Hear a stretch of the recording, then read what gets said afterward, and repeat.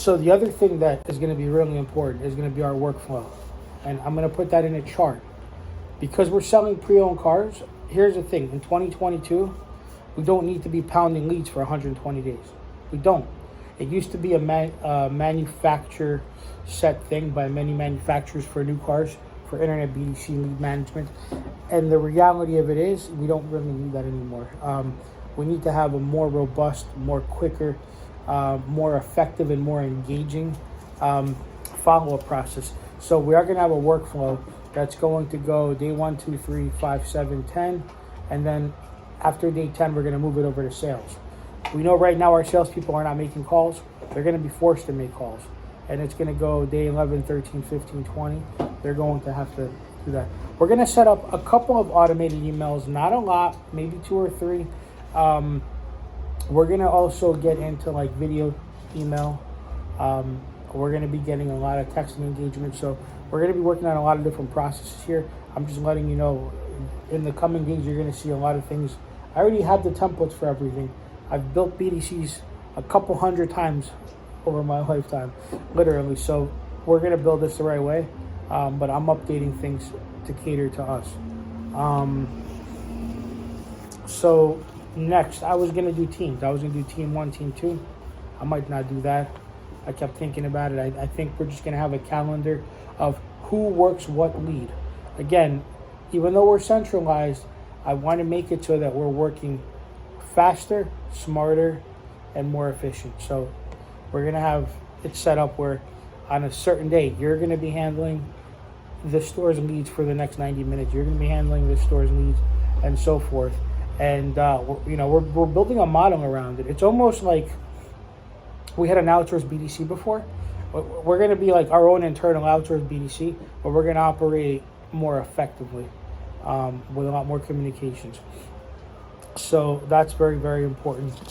Also, I'm looking to do something with receptionists. I want to have a receptionist in every store that is going to not only answer calls from there, but also meet and greet the customer. I'm changing the culture around. Okay, customer comes in, they're going to be offered a cup of coffee, a cup of water, maybe a snack. We're going to do a whole red carpet treatment. That's going to come too. So, another thing too, when you're talking to customers on the phone, when you come in, we're going to give you the red carpet treatment. That's more things for you to say. Every little thing that we're going to do positive for the customer is going to help you in relaying that to them on the phone. Because you could proudly say, hey, we're going to give you a red carpet when we come in. By the way, when you roll up, we're going to be popping bottles. We actually are. We actually are. But, we're going to probably get I'm thinking we're going to get we're going to get non-alcoholic champagne, and we're going to brand it, with the dealer's name. Why not? Listen, it's important. We're popping bottles. So, these are all the little things that we're going to effectively do. I am going to track your calls as well. So that's very important. I'm also working on some ideas for us, for the employees to have better benefits, as far as what makes it even more fun for us to work here. We got the Keurig machine. It's a Keurig machine. But my bougie ass is going to bring some nice coffee. Also we're going to have a follow-up for unsold. You remember how the outsourced BDC was bringing people in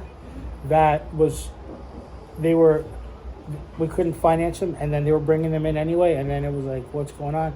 We're going to have it done a little differently.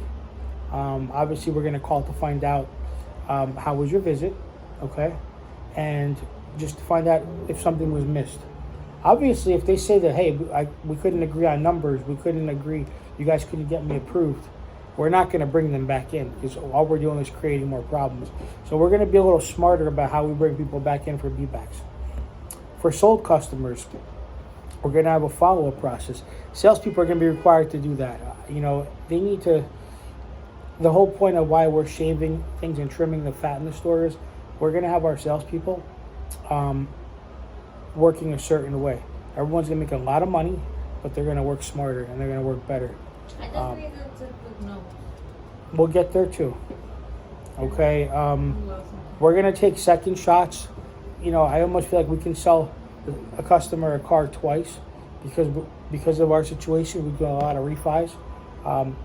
You know, so I think 9 months after we sell somebody a car, we can try to bring them back in and we could refinance them. I mean, it's the easiest appointment in the world for you. It's the easiest show in the world for you. And it's the easiest sale in the world for the dealership because we don't ground the car. They're driving the car. All we're doing is we're recontracting them and getting them a lower payment because they were responsible paying for that car. That's all we're doing. So there's a lot of opportunity here. I want you, over the course of a year, I want you to be able to get to the point where you're bringing in the same people again and we're physically helping them. When we actually go to help our customers, when we create a method where we're not only we're telling them we're going to help them, we're going to give them a better situation, but if we're actually going to deliver on these things, which we will, and we do things efficiently, we're going to double our sales in the store. Simple as that. We're going to sell them the first time, then we're going to help them get their financial situation better, and then we're going to sell them again, and then they're going to bring their family and friends to us. And now it's not just going to be about how many leads am I getting, or hey Stan, I'm not getting enough leads. It's going to be about, okay, cool, go back to your leads that you sold 9 months ago. Let's see who we can bring back in, and let's see if we can help them, physically help them, literally help them. It's all about the customer experience. You know, in this industry, they talk about customer experience everywhere, giving the customer a better experience. I mean, here we are, we're in the Bronx. It's a different world, okay, but we can still give a good customer experience, and maybe we'll do things a little bit unconventionally from the norm in the industry, but that's where we are. We're in the Bronx. We have an unlimited amount of opportunity to sell cars, make money, and have fun. So I think that we're definitely on the right track. You know, but I definitely want to move back onto the phone skills for sure.